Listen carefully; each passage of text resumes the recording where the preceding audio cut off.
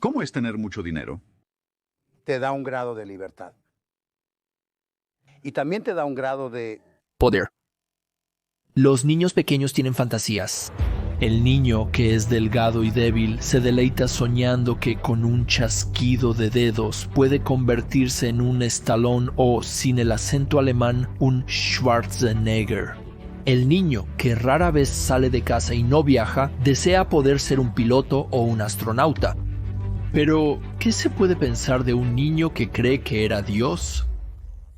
Acabo de decirte quién pensaba que era, un chico. Esos eran los pensamientos del joven George Soros, creciendo en un entorno de clase media alta en Budapest de los años 1930. Un niño normal que tenía muchos amigos, amaba los deportes y se comportaba como otros niños de su edad, solo un poco más megalómano.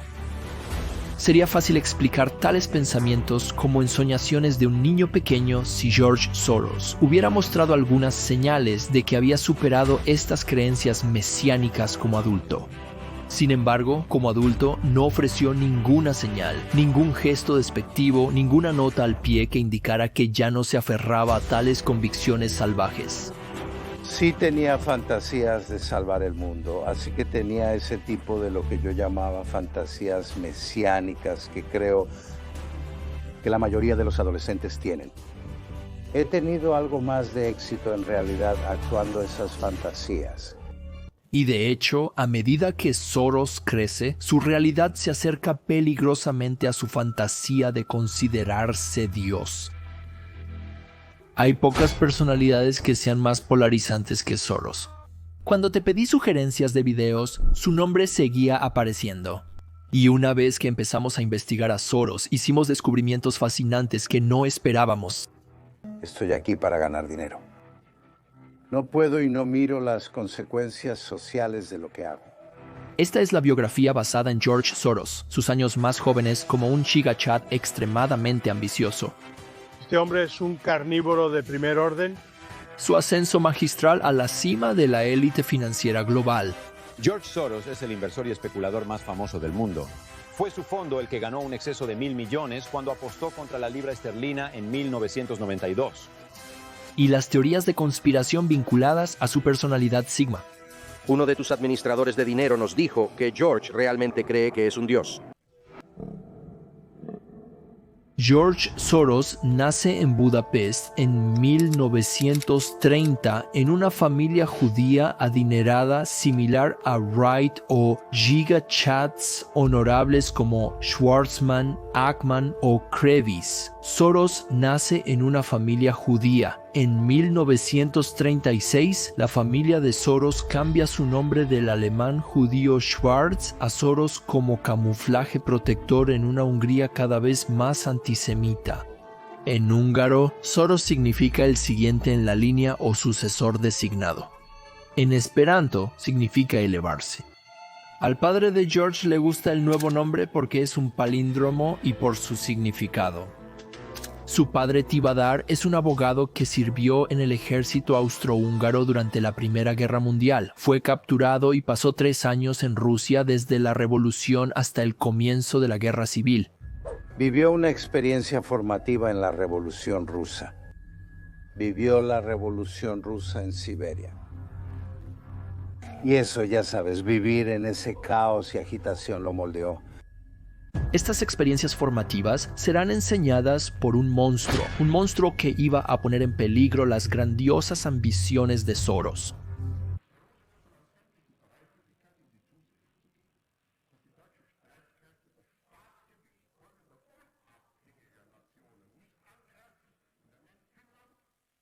Letonia, Lituania, Estonia, Noruega, Viena, Dinamarca, Países Bajos, Bélgica, Gran Bretaña, Irlanda, Francia, Portugal, España, Suiza, Liechtenstein, Luxemburgo, Polonia, Hungría, Rumania, Yugoslavia, Rusia, Bulgaria, Turquía, Irak, Arabia, Siria, Palestina, Egipto.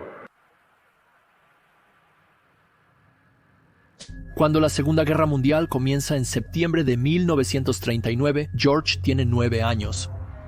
Primero, su vida apenas cambia porque los nazis no representan una amenaza para Hungría en ese momento. Por ahora, la vida para los residentes de Budapest sigue siendo rutinaria. Sin embargo, a medida que avanza la guerra, la amenaza de una invasión alemana a Hungría se hace más grande. George Soros y el resto de la comunidad judía húngara están a punto de experimentar los horrores de la guerra.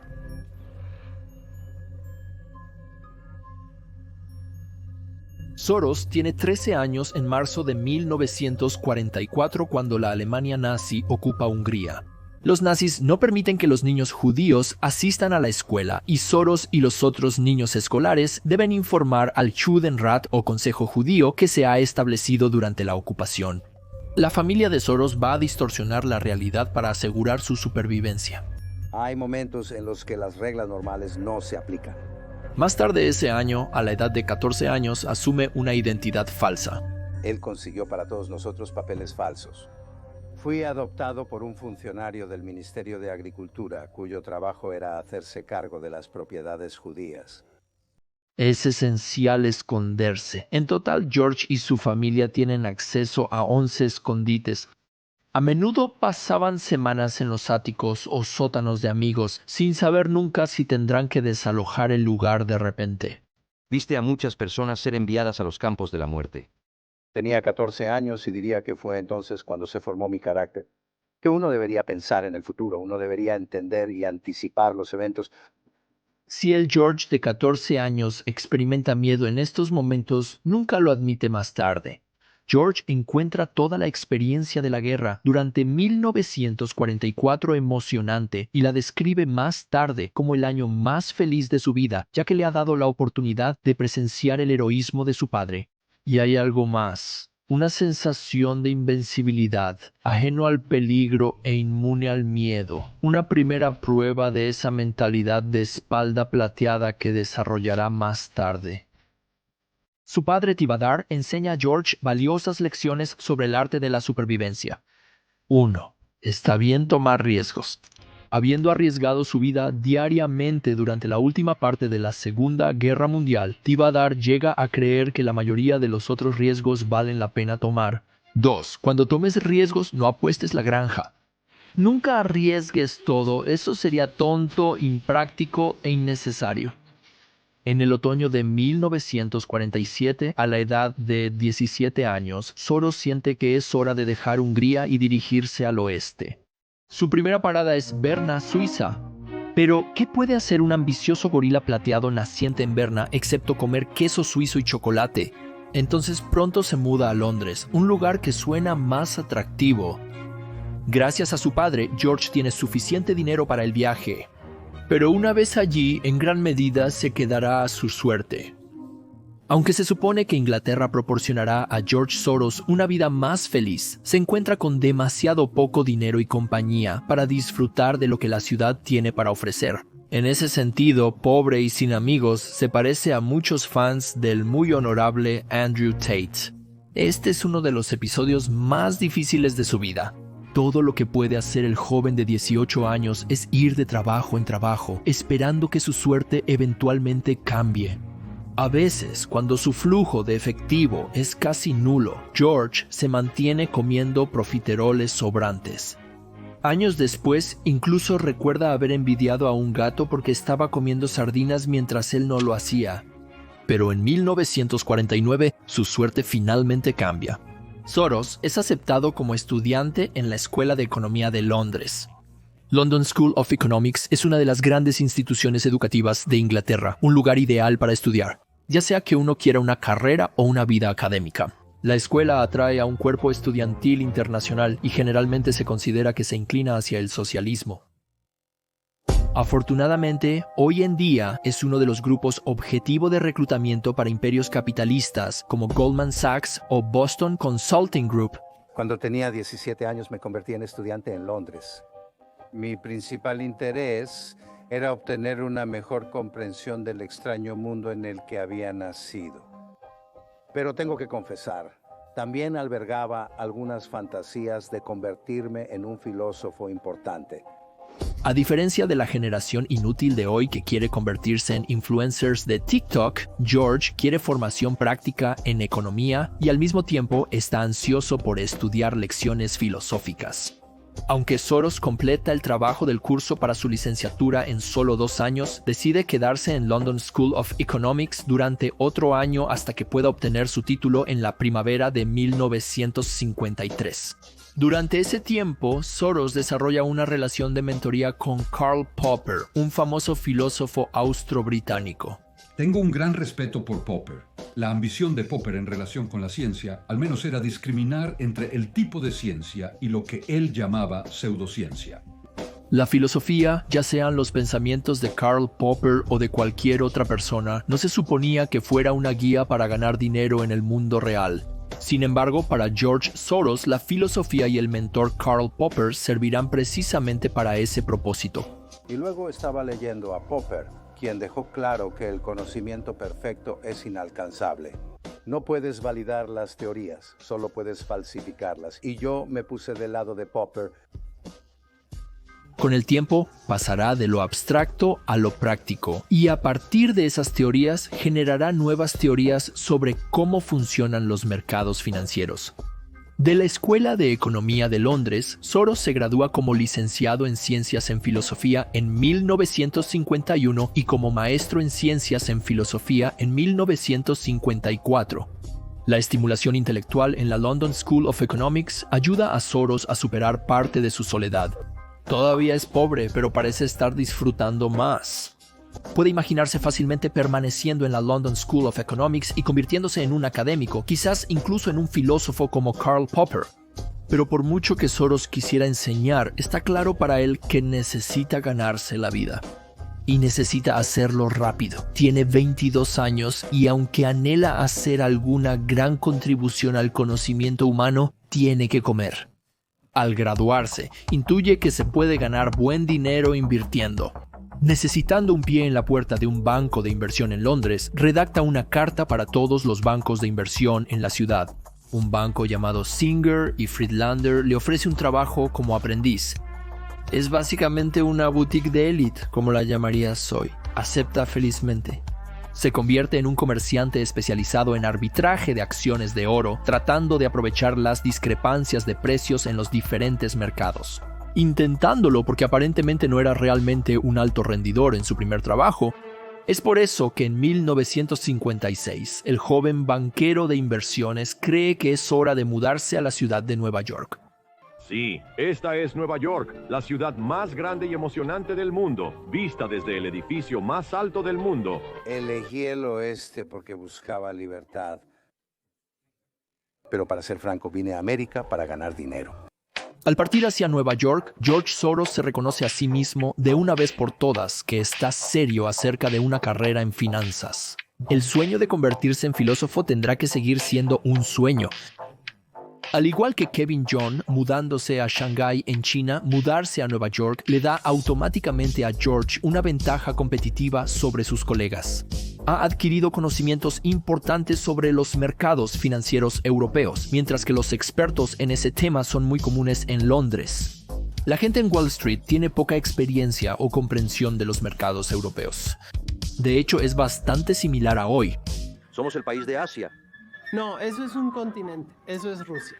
A través de un contacto laboral, Soros consigue un trabajo en M. Mayer como árbitro. Aunque el arbitraje se convertirá en uno de los juegos financieros más populares de la década de 1980, 3 décadas antes, es bastante aburrido. Comerciantes como George Soros compran y venden los mismos valores en diferentes mercados y esperan explotar pequeñas discrepancias de precios que encuentran a través de una investigación meticulosa. Con el tiempo, Soros se convierte en un analista que ofrece consejos a las organizaciones financieras estadounidenses sobre valores europeos. Como él esperaba, pocos en Wall Street tienen un gran instinto para las tendencias de inversión en Europa. Europa es aburrida, igual que hoy. Es mucho antes de la era actual de comercio global, mucho antes de que los inversores estadounidenses comiencen a sentir que hay dinero por hacer al otro lado del estanque. ¿Un 19? En 1959, Soros se traslada a Wareheim Co., un banco de inversión que tendrá algunos anuncios realmente atractivos y geniales en los años 70. Aquí, Soros continúa dedicándose al arbitraje de valores extranjeros y al ocasional cliente interesado en acciones europeas. Y como cualquier buen yuppie que quiere ascender en la escalera de la carrera, Soros sigue avanzando. En 1963 se muda nuevamente a Arnold Bleichruder, otro jugador en el mercado de valores. Es la principal casa estadounidense que opera en valores extranjeros, por lo que es un hogar natural para Soros. Contratado como analista, llamados monos en la jerga bancaria, Soros trabaja principalmente con valores extranjeros. Con su red de contactos en Europa y su capacidad para hablar varios idiomas europeos, incluyendo francés y alemán, Soros es la persona natural para aventurarse en este ámbito. Y Soros continúa escalando los rangos de la jungla financiera. En 1967 es nombrado jefe de investigación de inversiones. Su trabajo es encontrar oportunidades de inversión interesantes en acciones europeas infravaloradas para familias adineradas que buscan aumentar su riqueza.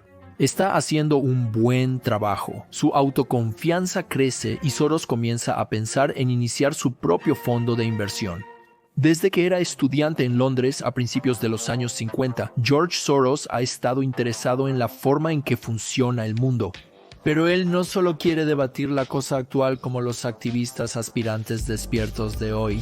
Quiere hacer una contribución considerable al conocimiento, una verdadera diferencia. Y ahora, enredado en pensamientos del mercado financiero, surgirá con una teoría que lo cambia todo.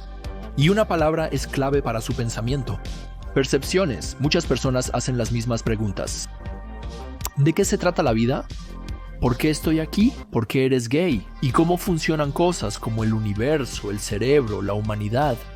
Reflexionando sobre estas preguntas por un momento o dos, las personas luego continúan con sus vidas, con los problemas prácticos de crear familias, ganarse la vida o ver en exceso los videos de Kevin John.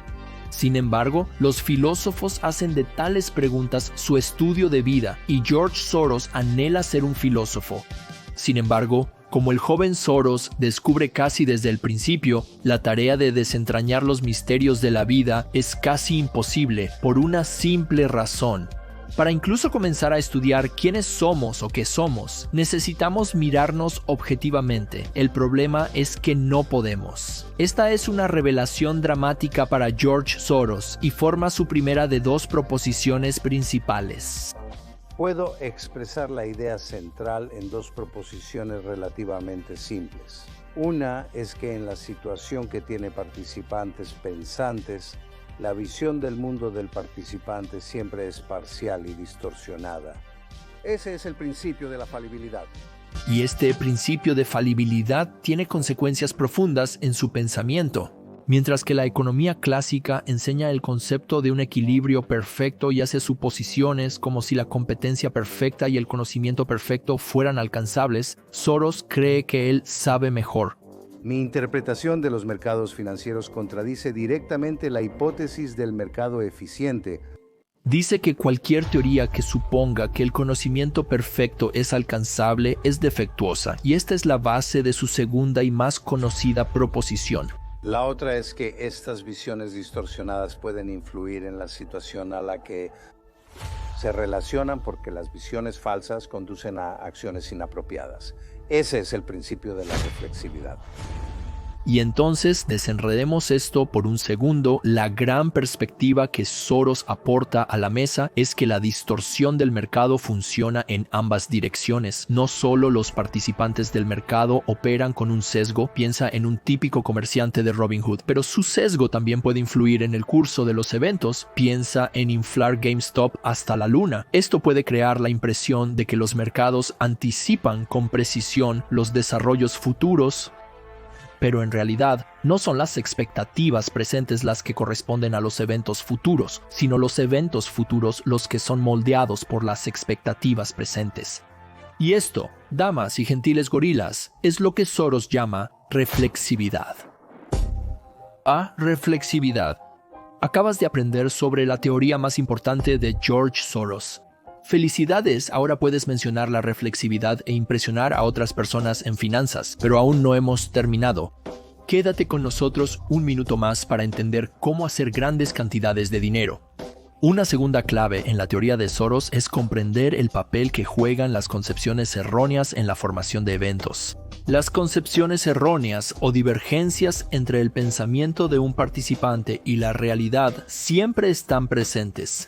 A veces, la divergencia es razonablemente pequeña y puede corregirse por sí misma. A esta situación la llama cerca del equilibrio, pero a veces la divergencia es grande y no se corrige por sí misma. A esta situación la llama lejos del equilibrio. Si todo eso es demasiado complicado, aquí hay una cita que incluso los espectadores con un coeficiente intelectual inferior a 85 deberían poder procesar. Estoy fascinado por el caos. Así es realmente como gano mi dinero. Todas estas ideas las recoge George Soros en un libro llamado La alquimia de las finanzas, que eventualmente le ayudará a ser una figura mucho más reconocida en la comunidad empresarial que nunca antes. A finales de los años 60, George Soros entra en las grandes ligas de las finanzas. Buscando un papel de liderazgo más importante dentro de la empresa, Soros logra persuadir a sus jefes en Arnold S. Bleichroeder para que establezcan un par de fondos en el extranjero y le permitan supervisarlos. El primero, llamado el fondo First Eagle, comienza en 1967. Es conocido en la jerga de Wall Street como un fondo largo. Toman posiciones de inversión esperando mercados alcistas. El segundo, un fondo de cobertura, es el fondo Double Eagle y comienza en 1969. El fondo está estructurado de tal manera que Soros puede usar acciones y bonos como garantía para comprar cualquier número de instrumentos financieros, incluyendo acciones, bonos y divisas. Inicia el fondo con su propio dinero, una mera cantidad de 250,000 €. Pero pronto, $6 millones llegan de varios europeos adinerados que Soros conoce. Este es el comienzo de la fortuna de Soros. A finales de los años 60, los fondos de cobertura eran poco conocidos. En 1957, un tipo al azar llamado Warren Buffett había comenzado su propio fondo de cobertura. Pero cuando Soros comenzó en 1969, pocos sabían qué hacían esos fondos. Eso, por supuesto, cambiará en la década de los 90. Los fondos de cobertura producirán algunas figuras icónicas y algunas cómicas.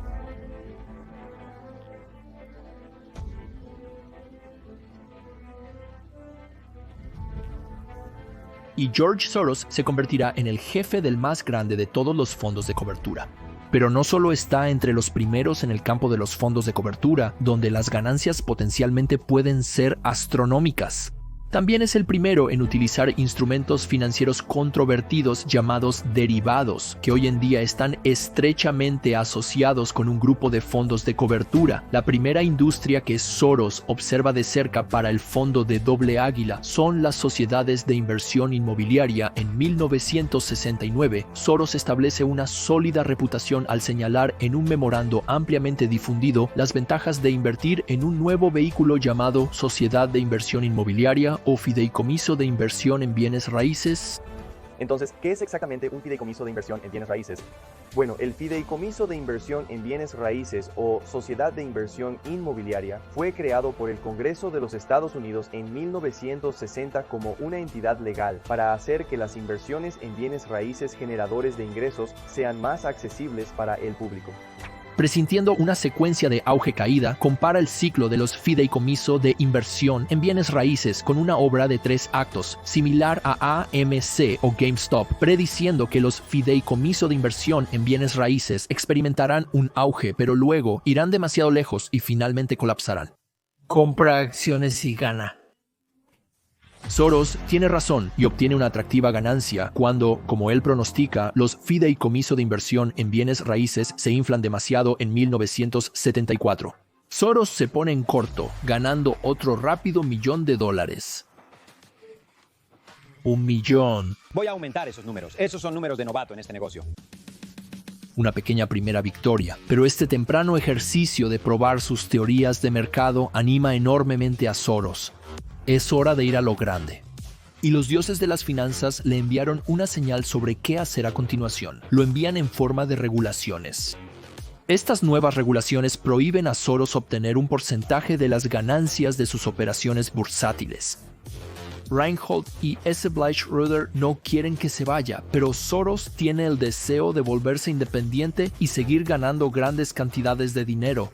Y en 1971 ocurre otro evento que irónicamente proporciona enormes oportunidades para los especuladores de divisas. La fortaleza de la moneda de una nación se basa en la fortaleza de la economía de esa nación, y la economía estadounidense es con mucho la más fuerte del mundo. En consecuencia, he dirigido al secretario del Tesoro para que tome las medidas necesarias para defender el dólar contra los especuladores. He dirigido al secretario Connolly para que suspenda temporalmente la convertibilidad del dólar en oro u otros activos de reserva. Soros decide dar el salto. En 1973 se marcha con su colega Rogers y juntos establecen el Fondo Soros en la ciudad de Nueva York. Sus antiguos inversores tienen la opción de transferir su dinero a este nuevo fondo o mantener su dinero con Arnhold. Y este será el comienzo de una carrera legendaria. Los rendimientos de los cuales solo podrían ser rivalizados por las leyendas de Wall Street Bets como R. Anil Farmer o R. Deep Fucking Value.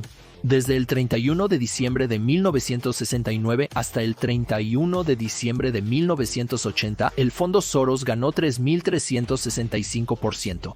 Compáralo con el índice compuesto Standard & Poor's, que avanza en ese mismo periodo solo un 47%, y compáralo con tu propia cartera, que habría perdido un 3% en ese marco de tiempo. Para finales de 1980, el fondo vale $381 millones estadounidenses y Soros sigue ganando. Tiene un don para detectar sectores infravalorados en los mercados de Estados Unidos y en el extranjero. Cuando las acciones estadounidenses están siendo destrozadas a mediados de la década de 1970, compra acciones japonesas, canadienses, francesas y holandesas, siendo las japonesas alrededor de un cuarto de toda la cartera. Además, nota el rápido aumento en las importaciones de petróleo extranjero de los Estados Unidos y compra acciones de servicios de campos petrolíferos y perforación antes del embargo de petróleo árabe en 1973. Buenas noches. La guerra en el Medio Oriente produjo desarrollos en todo el mundo hoy. Los países productores de petróleo del mundo árabe decidieron usar su petróleo como un arma política. Reducirán la producción de petróleo en un 5% al mes hasta que los israelíes se retiren de los territorios ocupados. Todo lo que hace parece ser contrario, pero gana dinero y también hace primeros enemigos. Sus apuestas sobre monedas o naciones en caída son a veces despiadadas, pero inevitables, como él dice. No me siento culpable porque estoy involucrado en una actividad amoral que no se supone que tenga nada que ver con la culpa. Muchos inversores creen que el mundo financiero es racional, convencidos de que los precios de las acciones tienen una lógica incorporada. Discierne esa lógica y podrías hacerte rico. Soros no tiene nada de eso. Él piensa que el mundo es inestable, caótico. Su enfoque hacia los mercados financieros es algo que nunca se ha visto antes. Dice que intentar entender los mercados financieros como si sus movimientos fueran parte de alguna gigantesca fórmula matemática nunca funcionará. No son las matemáticas las que gobiernan los mercados financieros, sino la psicología. Más precisamente, el instinto de rebaño. Descubre cuándo y cómo la manada va a respaldar una cierta acción, moneda o mercancía, y puedes hacer una cantidad masiva de dinero. Eso se convierte en la teoría de Soros, en pocas palabras, y también las apuestas de Wall Street.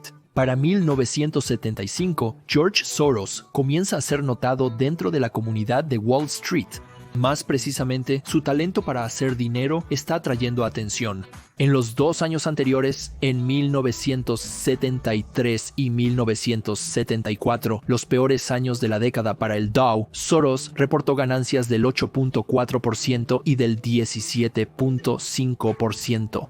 Pocos tienen dudas de que está destinado a la grandeza, pero en 1977 su matrimonio comienza a desmoronarse según Soros. Me identifiqué con mi fondo, vivía de mí y yo vivía con él, dormía con él, era mi amante, era el miedo a perder y la angustia de estar equivocado lo que intentaba evitar. Era una forma miserable de vivir. Un año después, en 1978, se separa de su esposa. El mismo día de su separación, se encuentra con una mujer de 22 años llamada Susan Weber, a quien había conocido en una cena tiempo atrás. En un movimiento absolutamente gigachat, él dice: acabo de separarme de mi esposa hoy. ¿Te gustaría almorzar? Él y Susan Weber se casarán 5 años después en Southampton, Long Island. Según un informe de periódico, Soros llega tarde a la boda porque ha estado jugando al tenis. Otros artículos en los medios informan sobre un momento embarazoso en la ceremonia de la boda, uno que Soros podría haber evitado si hubiera tomado el tiempo para ensayar la ceremonia. Cuando el ministro le pregunta a Soros si está dispuesto a dar todos sus bienes mundanos a su nueva esposa, Soros se pone blanco. Uno de los hijos de Soros finge cortarse la garganta, aparentemente tratando de sugerir a su padre, quizás medio en broma, ahí va tu fortuna. Soros mira rápidamente detrás de él a su abogado personal, William Sabel, como si quisiera decir, ¿realmente estaría obligado a darle todo a Susan? Sabel salva el día indicando a Soros que no se hará ningún daño al responder. Solo para estar seguro, Soros murmura en húngaro, sujeto a mis acuerdos previos con mis herederos. Con eso la ceremonia continúa. Una vez más, Soros comienza a sentirse como un dios. Pero pronto va a enfrentar su desafío más difícil hasta ahora. En 1980, su nuevo fondo informa un impresionante retorno del 102.6% y sus activos bajo gestión aumentan a $381 millones. Poco después, el inversor institucional lo pone en la portada como el mejor inversor del mundo. Se le describe como misterioso, remoto, distante, astuto pero no deshonesto y muy difícil de seguir en los mercados o en su explicación de sus teorías de los mercados. En este punto, Soros es la primera superestrella mundial de la inversión. Pero Soros está a punto de caer en un hoyo. Mantiene un ritmo frenético por la convicción de que es alguien especial, alguien dotado de un propósito especial en la vida. Este es un hombre, recordemos, que creía cuando era niño que era Dios. Pero después de 12 increíbles años de luchar hasta llegar a la cima, se da cuenta de que la vida como inversionista no es suficiente para satisfacerlo. Quiero decir, tuve una experiencia particular cuando estaba bajo una tremenda presión y pensé que iba a tener un ataque al corazón. Y pensé, qué pena morir, sabes, ganando dinero. La crisis de identidad de Soros afecta su negocio. Cada vez es más rápido para cambiar de opinión cuando una inversión parece estar yendo mal. Mantiene posiciones demasiado tiempo y se rodea de las personas equivocadas. El año siguiente, 1981, es el peor para Soros. El fondo pierde el 23%. Sus inversores europeos han ganado tanto dinero con él en el pasado, pero eso no importa. 1/3 de ellos retira sus fondos. Soros está impactado y herido. Parece natural que George Soros hable de renunciar, piensa mucho y detenidamente sobre qué hacer.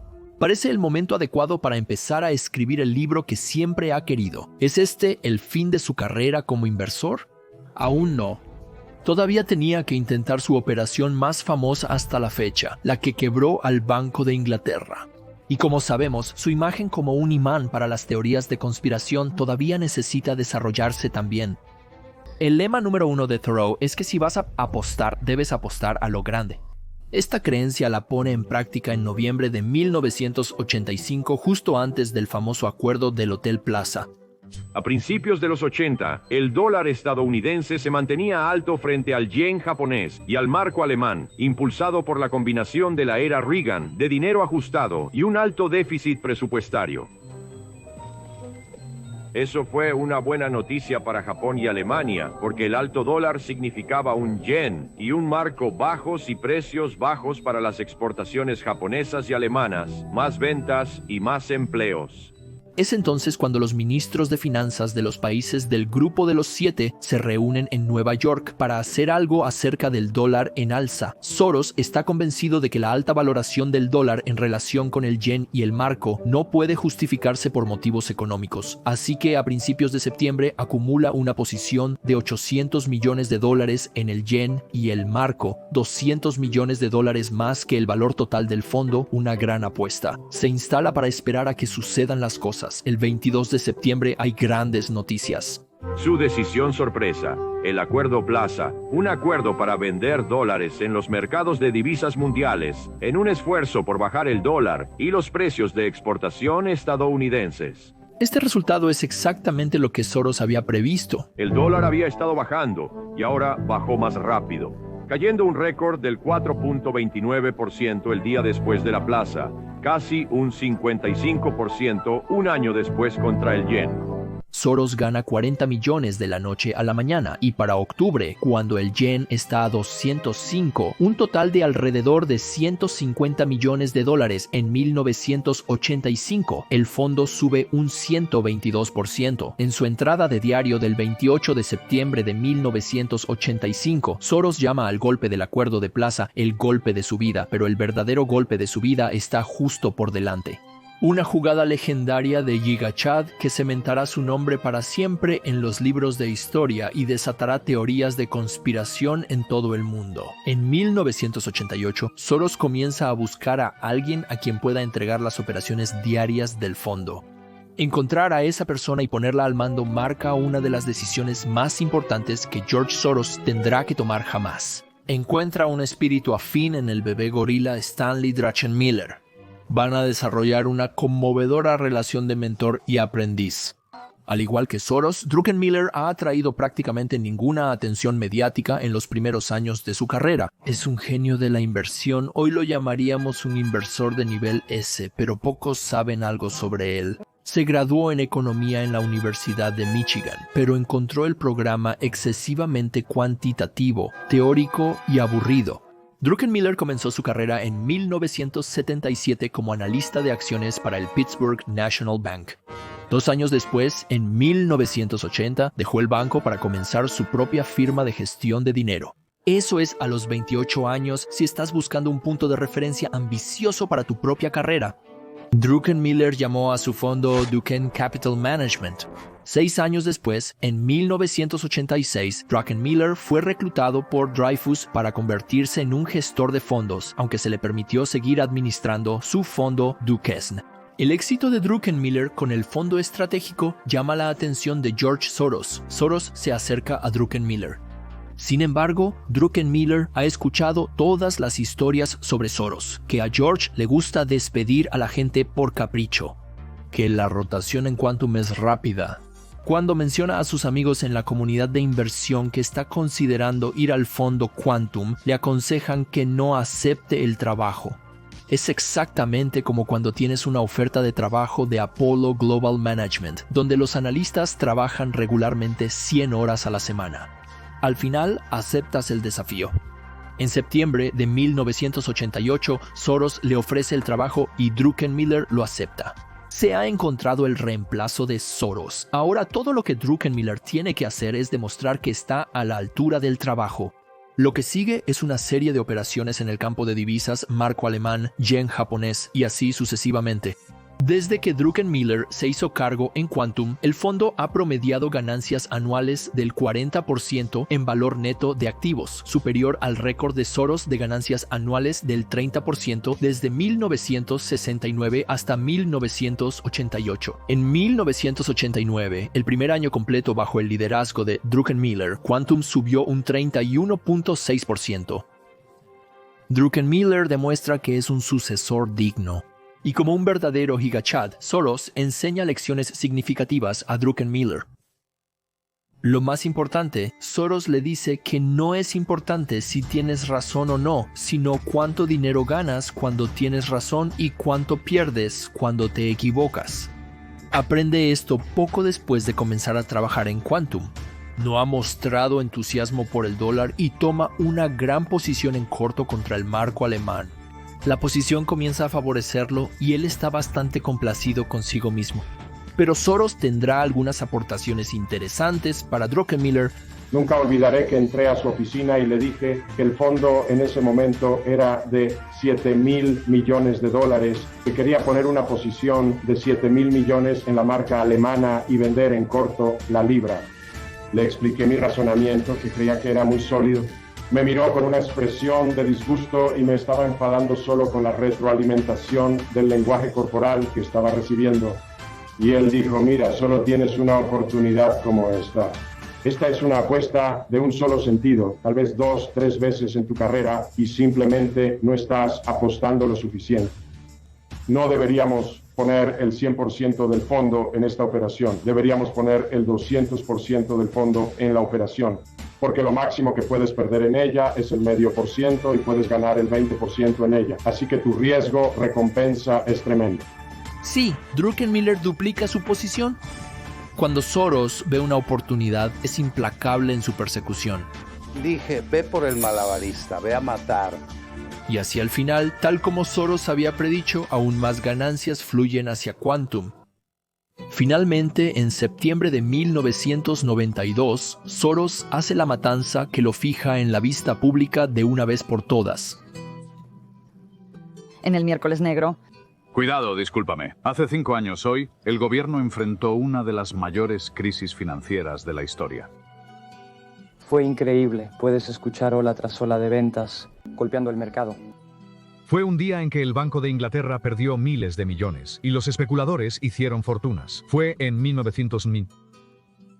Exceso de $1.000 millones de ganancias. ¿Quién pidió el 15%? Un día de desastre del cual el gobierno nunca se recuperó. Estaba bastante claro que el gobierno no estaba a cargo de los eventos. No tenía dudas de que estábamos en medio de la crisis política más grande que puedo recordar. En 1992, la libra está en serios problemas. La libra es entonces parte del mecanismo de tipo de cambio europeo o mecanismo de tipo de cambio europeo en el que los países del mercado común participantes están obligados a mantener el valor de sus monedas dentro de un rango estrecho de las demás. Si esto se vuelve difícil de hacer, se espera que el país en dificultades actúe, ya sea aumentando las tasas de interés si la moneda es débil o bajando el interés si la moneda es fuerte. Este sistema mecanismo de tipo de cambio europeo funciona bastante bien hasta la caída del muro de Berlín y la reunificación de Alemania Oriental y Occidental. Los alemanes causando problemas. Por muy popular que sea la reunificación, es dura con los acuerdos económicos. Los alemanes se enfrentan inmediatamente a una factura gigantesca por adquirir Alemania Oriental. Esta factura es para nuevas inversiones, subsidios, pagos de bienestar necesarios para elevar la economía de Alemania Oriental a los estándares del oeste. Ahora presten atención, chimpancés. Gastar todo este dinero significó que Alemania tuvo que emitir más bonos gubernamentales, lo que eleva las tasas de interés del marco alemán. Cuanto más altas sean estas tasas, más fuerte se vuelve la moneda del marco alemán y más débiles se vuelven las otras monedas en el mecanismo de tipos de cambio en su lugar. Y porque la libra es la moneda más importante dentro del mecanismo de tipos de cambio. La mayoría de los especuladores tienen sus ojos fijos en la libra. Solo están esperando señales de que la libra tiene que caer y reciben una señal. En Frankfurt, el presidente del Bundesbank dio una entrevista a un periodista. Solo necesitaba un indicio de que la libra podría devaluarse para provocar una avalancha de ventas. La libra cae y está bajo una enorme presión de los especuladores. Sin embargo, el mecanismo de tipo de cambio europeo, requiere que países como Gran Bretaña aumenten las tasas de interés para proteger la tasa de cambio libra-euro. Eso es difícil porque Gran Bretaña está en recesión y tiene un desempleo muy alto. ¿Bancos, fondos de pensiones? Las empresas internacionales le dijeron a sus distribuidores que vendieran la libra y luego Los especuladores se unieron a la refriega. Y así comienza la carnicería. Los comerciantes de divisas asumen que los británicos preferirán salir del mecanismo de tipos de cambio que estrangular su propia economía.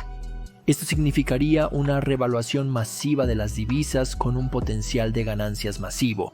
Soros también lo cree y demostrará que es tan frío jugador financiero como la gente supone. Pero solo después de estar con George aprendí cuánto deberías realmente apostar. Tu nivel de confianza es extremadamente alto. Fue increíble ver a ese hombre cuando teníamos algo en lo que realmente creíamos. Varios comerciantes toman posiciones para aprovechar esta situación única, pero lo que hace único a Soros es el tamaño enorme de sus posiciones. ¿Pusiste $10.000 millones? ¿En riesgo o no? Sí, esencialmente Soros toma prestados valores del gobierno británico, luego los vende y reinvierte el efectivo en valores alemanes. Lo genial de esta configuración es que el comercio ofrece un alza asimétrica. Una apuesta de alto rendimiento y bajo riesgo, ¿verdad que sí? De lo contrario, si hubiera salido mal, habríamos tenido el costo de transacción de deshacerlo. Mientras que si acertábamos, ganábamos algo como el 15-20%. Para aquellos de ustedes que están viendo y no tienen idea de lo que está pasando, aquí está la cosa.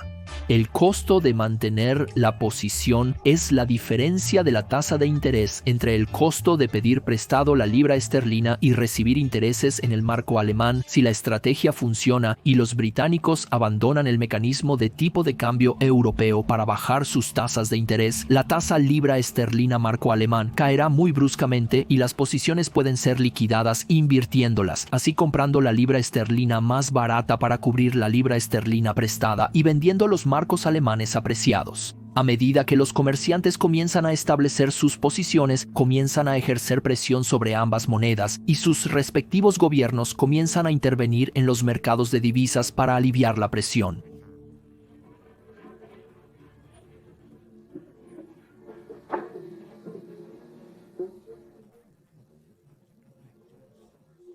Su apuesta planeaba sostener el valor de la libra comprando libras a la alta tasa oficial del mecanismo de tipo de cambio europeo.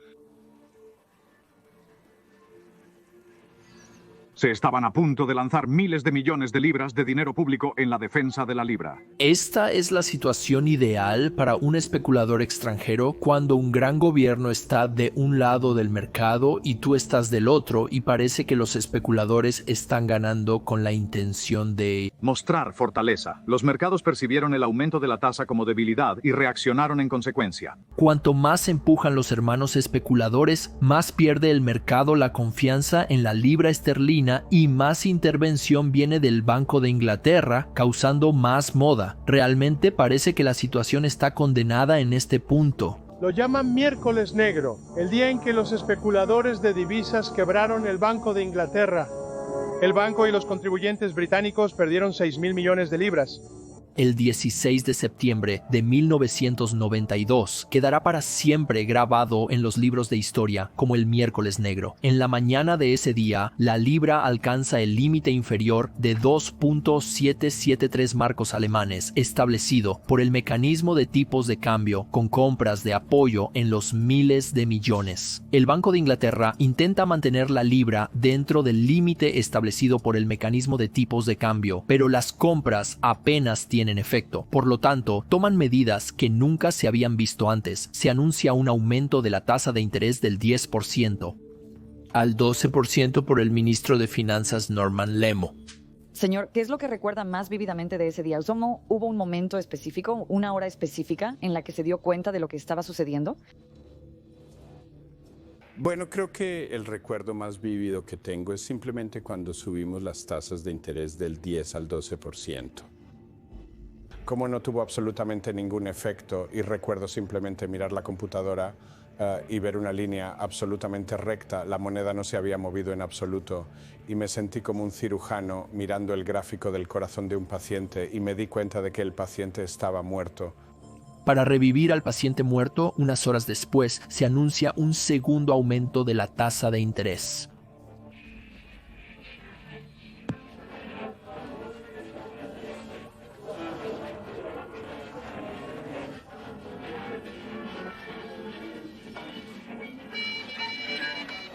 El mercado de tasas de interés, que estaba a 30 yardas de distancia, explotó en ruido. Pensamos que no podíamos creer que el Banco de Inglaterra había vuelto a subir las tasas de interés. Eso fue una señal de debilidad, no de fortaleza. En este punto es demasiado tarde. Todos, incluyendo a Soros, sienten que la libra cae cada vez más y al anochecer se negocia muy por debajo del límite inferior establecido. El Banco de Inglaterra solo puede continuar con sus compras de apoyo mientras todavía tenga reservas de divisas. Por otro lado, el Bundesbank participa en las compras de apoyo solo de mala gana. Los alemanes se preguntan si todo esto todavía tiene sentido económico. Sí. En la noche del 16 de septiembre está claro que los especuladores han ganado contra los bancos centrales. De repente, el Banco de Inglaterra dejó de apoyar a la libra. En lugar de un montón de ruido proveniente de los corredores de voz y todo lo demás, y alrededor de la sala de operaciones, todos simplemente se sentaron en silencio estupefacto. Durante unos 2 o 3 segundos y de repente estalló y la libra esterlina simplemente cayó en picado. Esa sensación de asombro de que los mercados pudieran enfrentarse a un banco central y realmente ganar, no podía creerlo.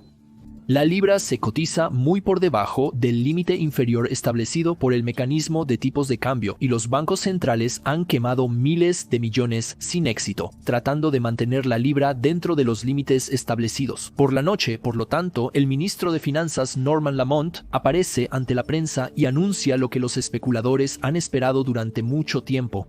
Gran Bretaña abandonará el mecanismo de tipos de cambio.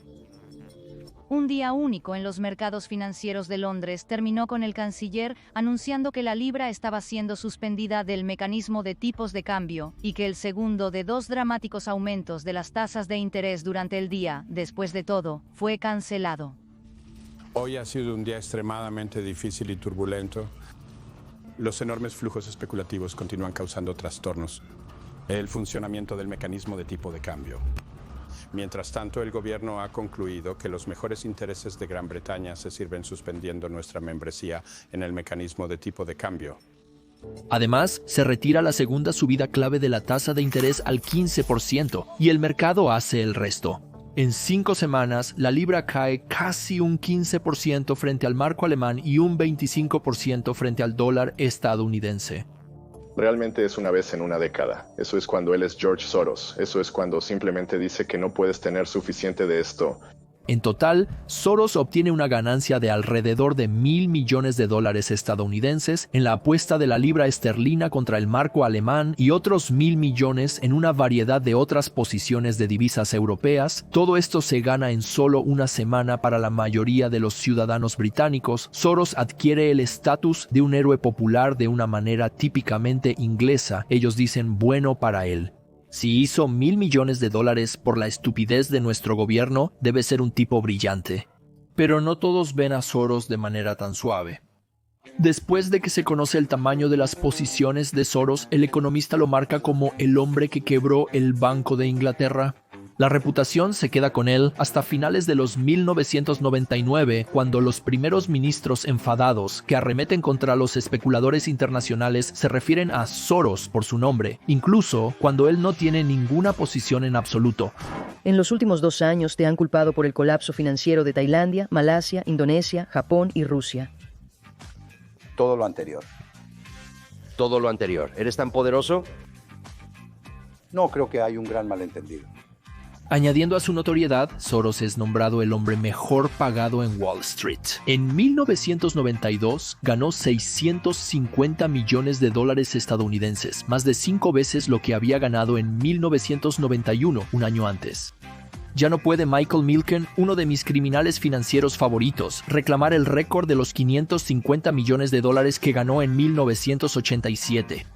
Al final del año, el Quantum Fund es el fondo offshore líder con activos totales de $3.700 millones estadounidenses, un aumento de casi el 70%. Alguien que haya invertido $10,000 en Quantum cuando se fundó en 1969 y haya reinvertido todos los dividendos, tendría para finales de 1992 una suma de casi $13 millones. Maldición, en 1994 el fondo de Soros maneja más de $11,000 millones. Mientras que, por ejemplo, Robertson, el famoso padre tigre, solo maneja $6,000 millones. El continuo éxito de Soros atrae acusaciones preocupantes. Muchas personas comienzan a negar que él tiene algún tipo de intuiciones de inversión, más bien insisten en que está participando en algo más nefasto. El hombre tiene amigos, no exactamente un crimen, pero sí tiene amigos en lugares altos. Y obviamente le dan información a la que el inversor minorista promedio simplemente no tiene acceso. Pero como descubriremos, las conexiones de Soros llegan mucho más profundo.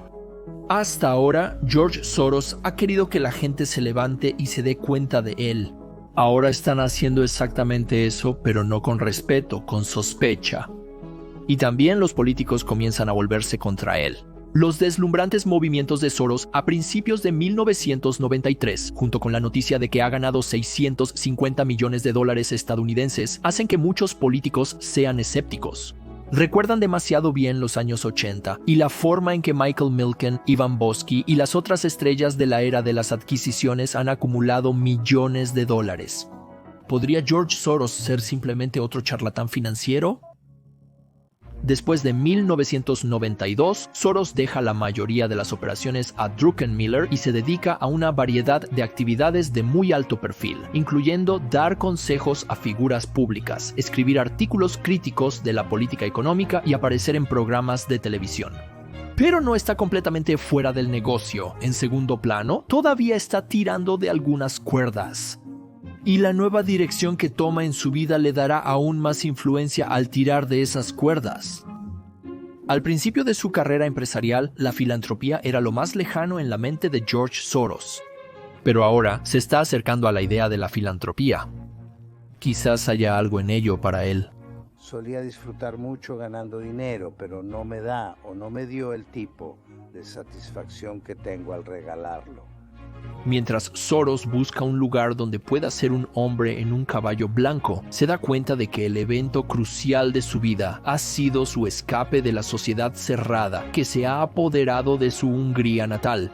Desde que dejó Hungría ha probado la libertad, primero en Inglaterra, luego en los Estados Unidos.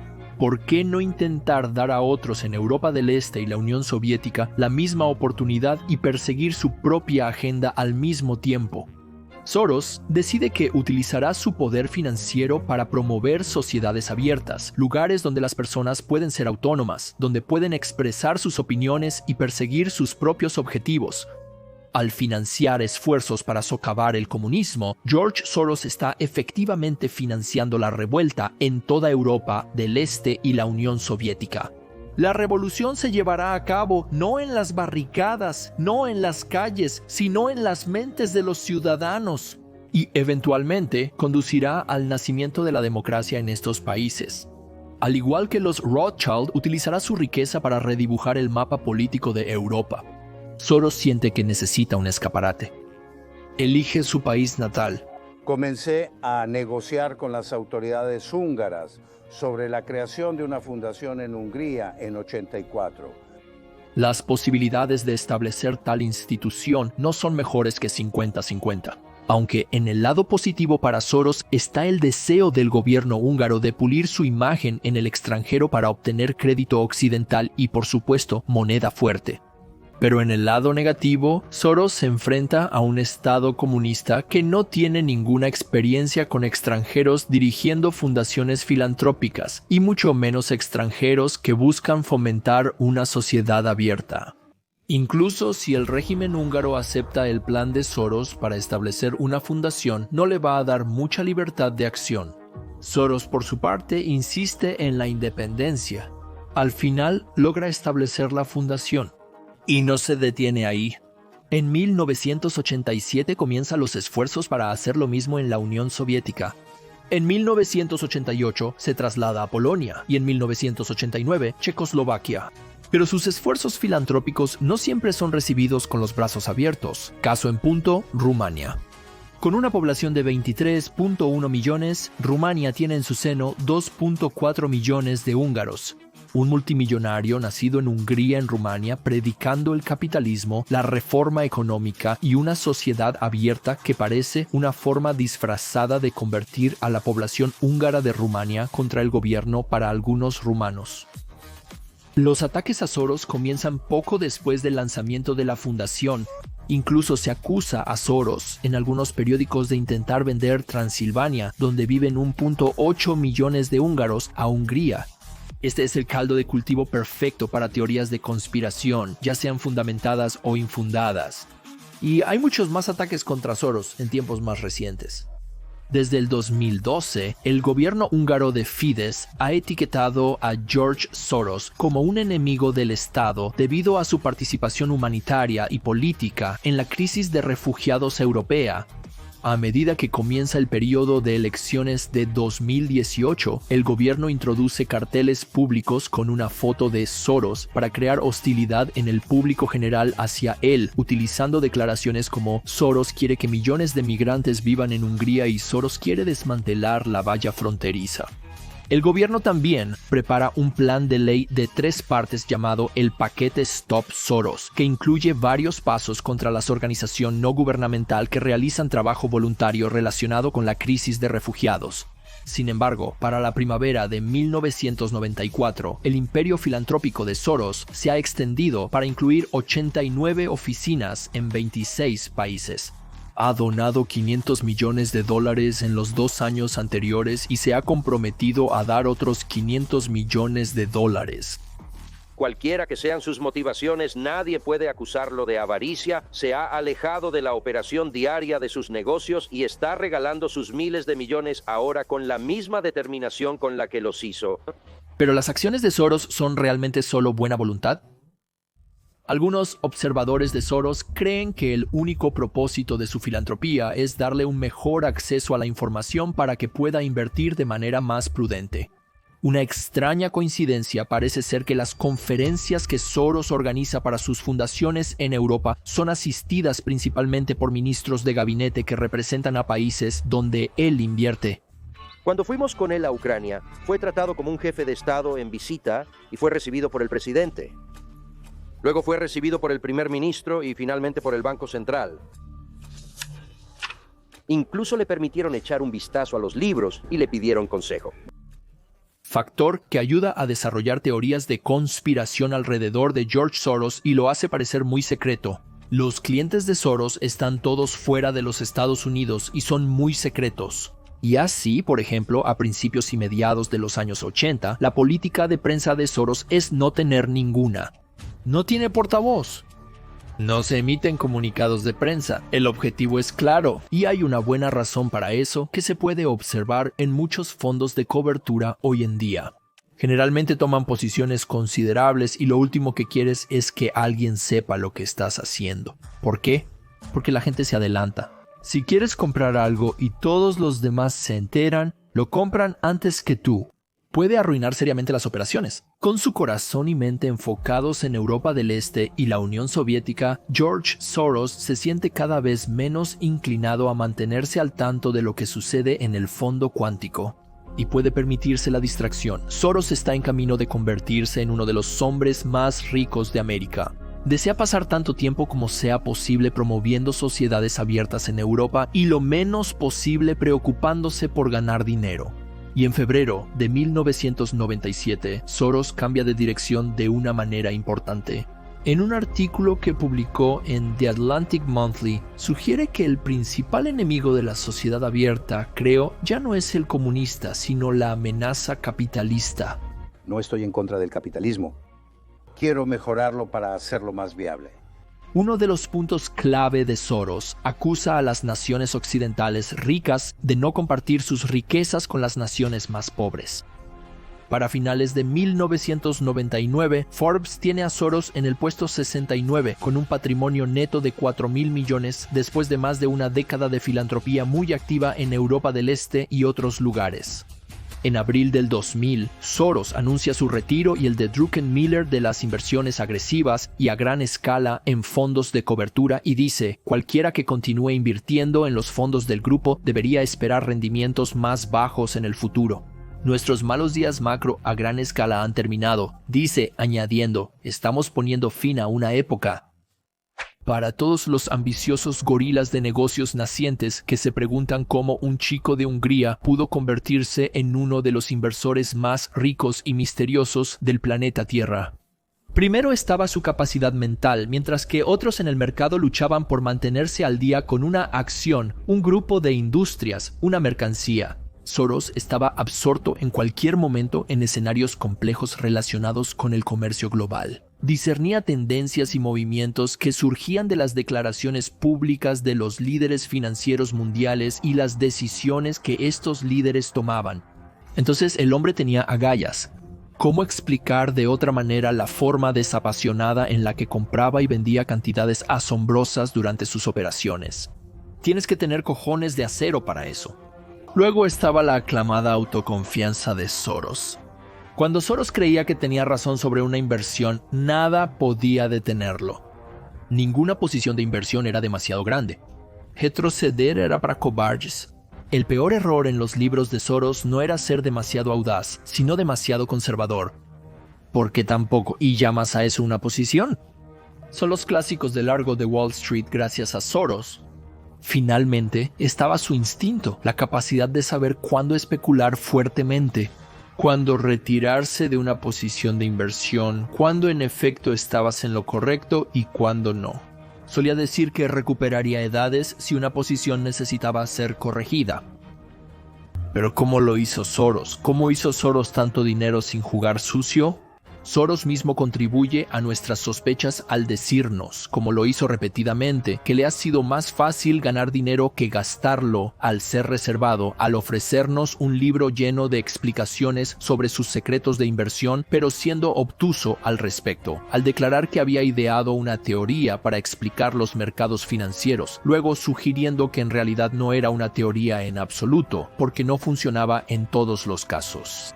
A veces parece que Soros ofrece destellos de su alma financiera interna para que nos sintamos satisfechos y lo dejemos en paz. En otras ocasiones, Soros suena como si realmente quisiera que entendamos lo que lo ha hecho tan exitoso. Por muy secreto, misterioso, oscuro que haya sido George Soros, de una forma u otra ha permitido que el público vea a su contador Geiger en acción para maravillarse con los éxitos de Soros. Al ver actuar a Soros, la gente intenta dejar de lado sus sospechas. Quieren creer que Soros no es una casualidad, que puede ser imitado, que ellos también pueden convertirse en máquinas de hacer dinero, haciendo que otros sueñen con alcanzar sus alturas. Eso, cuando todo está dicho y hecho, es el poder supremo de Soros.